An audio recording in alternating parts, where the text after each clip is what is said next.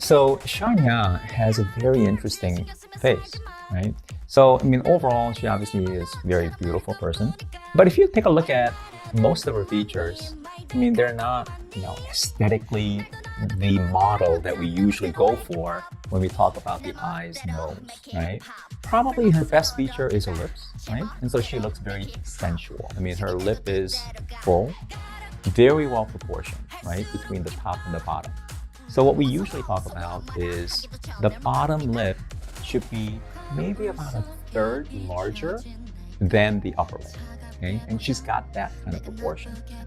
The other thing that she really has is she's got a very good ratio of both vertical height versus the horizontal width, okay, of her lips. So her lips are actually pretty ideal.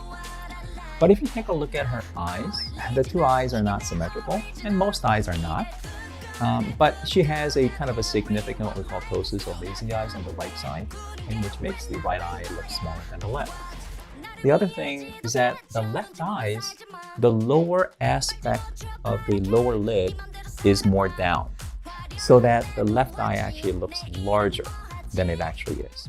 Now, having said that, what I will say about her eyes that makes it pretty nice, for her facial feature is that she's got a wide cheekbone.